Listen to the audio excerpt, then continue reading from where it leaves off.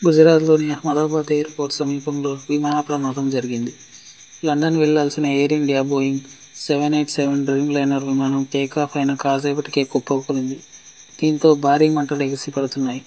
వాటిని అదుపు చేసేందుకు రెస్క్యూ సిబ్బంది ప్రయత్నిస్తున్నారు. ఆ విమానంలో 242 మంది ప్రయాణిస్తున్నట్లు అధికారులు వెల్లడించారు. ఈ విమానం నియంత్రణ కోల్పోయి మేఘానిగర్ ఏరియాలోని సివిల్ ఆసుపత్రి సమీపంలో కూలిపోయినట్లు సమాచారం. పెద్ద ఎత్తున అంబులెన్స్లు, ఫైర్ ఇంజన్లు సంఘటనా స్థలానికి చేరుకున్నాయి. సిబ్బంది క్షతగాత్రులను ఆసుపత్రికి తరలిస్తున్నారు. బంధువుల రోదనలతో ఆ ప్రాంతం భయానకంగా మారింది.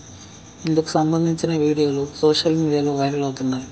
భారీ సంఖ్యలో మరణాలు ఉండొచ్చని భావిస్తున్నారు అందరూ. కూలిన ఈ ఫ్లైట్లోని గుజరాత్కు చెందిన మాజీ సీఎం విజయ్ రూపానీ ఉన్నట్లు సమాచారం. అలాగే 10 ముఖ్య నేతలు ఉన్నట్లు వార్తలు వస్తున్నాయి. ప్రమాదంలో విజయ్ కూడా గాయపడినట్టు తెలుస్తుంది. ఏదైనా పూర్తి వివరాలు రేపు తెలియదు. సోషల్ మీడియాలో కొన్ని ఫోటోలు వైరల్ అవుతున్నాయి. చెట్లు, నివాసాల మధ్య కూలిన విమానం ఇందులో అర్థమవుతుంది. బిల్డింగులు, చెట్ల మధ్య ధ్వంసమైన తిప్పులు తెలుస్తుంది. విమానం ముందు భాగం మొత్తం గాలి బూడిదైంది. ఘటనా స్థలిలో ఉన్న పరిస్థితులను బట్టి ప్రాణ నష్టం, ఆస్తి నష్టం భారీగా సంభవించినట్లు కూడా తెలుస్తుంది. ప్రమాదంపై ఎయిర్ ఇండియా అధికార ప్రతినిధి ట్విట్టర్లో స్పందించారు. అహ్మదాబాద్, లండన్ మధ్య ఆపరేట్ చేసే ఫ్లైట్ A117 కూలింది. ఘటనకు సంబంధించిన దర్యాప్తు చేపట్టాం. పూర్తి వివరాలు త్వరలో వెల్లడిస్తామని ట్వీట్ చేశారు. కాగా ప్రమాద సమయంలో 242 మంది ప్రయాణికులు ఉన్నట్లు వారు కూడా వెల్లడించారు. ఈ నెల కూలిన విమానాన్ని కెప్టెన్ సుమిత్ సబర్వాల్ నడిపినట్లు డీజీసీఏ వెల్లడించింది. ఆయనకు 8,200 గంటల పాటు విమానాన్ని నడిపిన అనుభవం ఉంది. కో పైలట్ 1,100 గంటల ఎక్స్పీరియన్స్ ఉంది. ఏటీసీ ప్రకారం ఉదయం 1:39 నిమిషాలకు విమానం అహ్మదాబాద్ నుంచి టేకాఫ్ అయింది.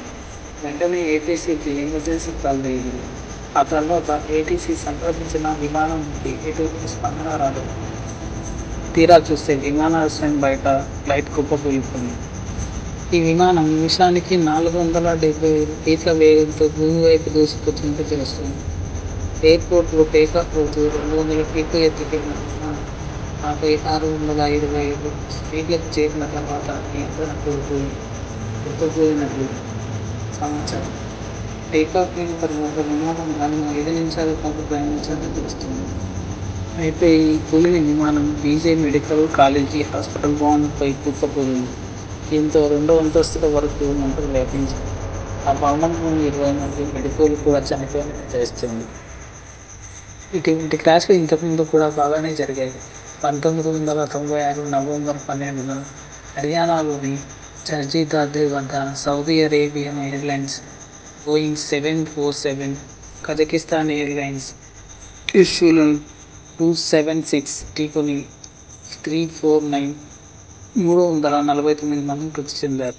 అంతేకాకుండా 1979 జనవరి 1న వాద్రా తీరంలో ఎయిర్ ఇండియా విమానం కూలి 213 మంది కూడా మరణించారు. దీని తర్వాత 2010లో మే 22న మంగళూరు విమానాశ్రయంలో ఎయిర్ ఇండియా విమానం ప్రమాదానికి గురై 158 మంది మరణించారు.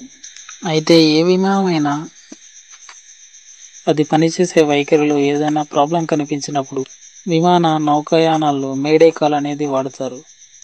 విమాన పైలట్ ప్రమాదం పొంచి ఉందనిపిస్తే సహాయం కోసం రేడియో సిగ్నల్స్ సమీప పోర్టులకు ఈ కాల్ చేస్తారు. పైలట్ కెప్టెన్ కాల్ చేసి మేడే మేడే అని 3 సార్లు చెప్పిన వెంటనే ఏటీసీ మ్యారిటైమ్ అప్రమత్తమై క్లియరెన్స్ ఇస్తుంది. మే ఏడర్ అనేది ఒక ఫ్రెంచ్ పదం. దీని మీనింగ్ హెల్ప్ మీ అని. అయితే ఈ ప్రమాదానికి ఇంకొక కారణం కూడా ఉంది. విమానంలోని ఫ్యూల్ వల్లే ఈ స్థాయి ప్రమాదం జరిగినట్లు తెలుస్తుంది.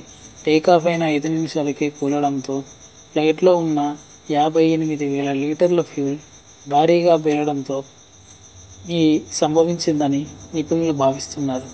జనావాసం కావడంతో పైలట్లు ల్యాండింగ్ చేయాలని చూసినట్లు చెట్లు, భవనాల వల్ల అది అసాధ్యంగా మారిపోయిందని కనిపిస్తుంది. ఈ సంఘటనపై వివిధ రాష్ట్రాల మంత్రులు స్పందిస్తున్నారు. అయితే అహ్మదాబాద్ సివిల్ హాస్పిటల్ బయట వద్ద శతఘాతుల ఆతనాదాలు హృదయాన్ని కలిచివేస్తున్నాయి. నవ్వుతూ లండన్ విమానం ఎక్కిన తమ వాళ్ళు అసలు బతికున్నారో లేదో అనే భయంతో వారిని కుదికేస్తుంది. ప్లీజ్ మా వాళ్ళని చూపించండి, బాగానే ఉన్నారని చెప్పండి అని వాళ్ళు ప్రాధేయపడుతున్నారు. వాళ్ళని ఎలా ఓదార్చాలో ఎవరికీ అర్థం కావట్లేదు. పరిస్థితి ఎంత దారుణంగా తయారైందంటే చనిపోయిన వారిని గుర్తుపట్టలేకపోతున్నారు. డిఎన్ఏ పరీక్షల ద్వారా ఎవరి శవాలను వారికి అప్పగించేలా చూస్తున్నారు అక్కడి ప్రజలు. అయితే 242 మందిలో ఒక వ్యక్తి మాత్రం ప్రాణాలతో బయటపడ్డారని అహ్మదాబాద్ సిపి మాలిక్ వెల్లడించారు. 11A సీట్లోని విశ్వాస్ కుమార్ రమేష్ 40 ఏళ్ళు ఆయన ప్రాణాలతో బయటపడ్డారు. ప్రస్తుతం ఆయన ఆసుపత్రిలో చికిత్స పొందుతున్నారు. ఎంతమంది చనిపోయారనేది ఇంకా తెలియాల్సి ఉంది. కాగా విశ్వాస్ కూడా ఛాతీ, కన్ను, కాలికి గాయాలైనట్టు తెలుస్తోంది. ఈ ఘటనపై టాటా గ్రూప్ విచారం వ్యక్తం చేసింది. ఈ ప్రమాదంలో ప్రాణాలు కోల్పోయిన వారి కుటుంబాలకు ₹1 చొప్పున ఎక్స్‌గ్రేషియా ప్రకటించింది.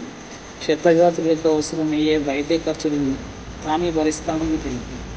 అలాగే విమానం ధ్వంసమైన బీజే కాలేజీ మెడికల్ హాస్టల్ నిర్మాణానికి కూడా సైతం సాయం చేస్తామని హామీ ఇచ్చింది.